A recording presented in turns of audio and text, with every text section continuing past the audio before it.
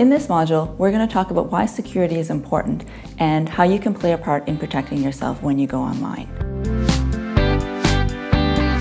When you go online, the boundary between public and private spaces gets blurred, and you should consider what information you want to reveal about yourself online. For example, on social media, if you post in a photo, this information might be public for you, but if your friend is in the picture, they might think that this information is private.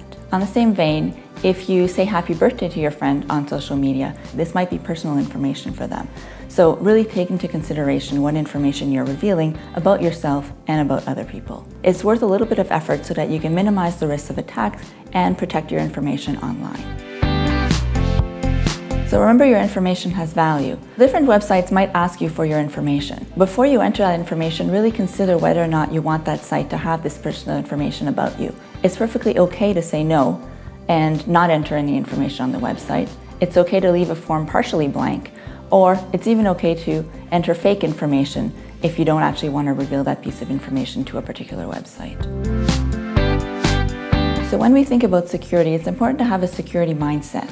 So you should think about the potential risks and how an attacker might be trying to get your information so that then you can plan and react accordingly. If you've got a limited amount of time, you can choose where you should spend your efforts so that you're better able to guard the things that require more careful guarding. So let's talk about a few different types of online risks. The first risk that you might encounter is something called social engineering. And this is where attackers try to trick you into revealing your personal information. So for example, in phishing, this is where they put up a fake website that looks just like a real one, and they try to trick you into revealing your credentials. So they'll ask you to put in your username, put in your password, and then once they have that information, they can then pretend to be you at the real website. So another type of attack is malware. And this is malicious software that might get installed on your computer. With malware, the attackers can do a variety of different things. So for example, they might be able to steal the information that's on your computer, or they might be able to manipulate it and change it while it's on your computer.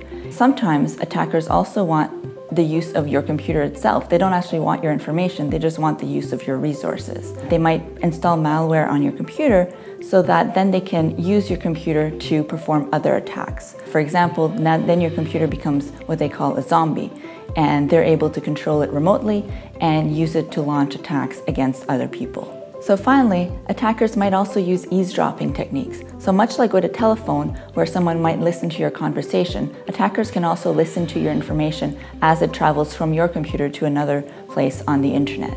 So they might steal the information as it travels, or they might actually steal the information by eavesdropping on your computer itself.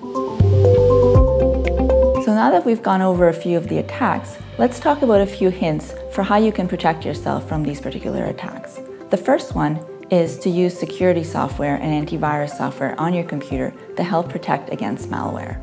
Secondly, enable your firewall on your computer. The firewall is software that can stop malicious connections on your computer from external sources. Thirdly, you should look for the HTTPS in the address bar on your browser whenever you're entering information that might be valuable online.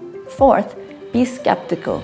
If anything looks suspicious or like it could potentially be dangerous, stop and potentially ask for help, and to make sure that you're not entering a dangerous situation. And finally, the fifth point is to make sure that your operating system and all of your software that you have installed is kept up to date so that it's protected from any new attacks that might have come up. So that brings us to the end of the Security Concepts module. Please check out our other modules to learn more about cybersecurity.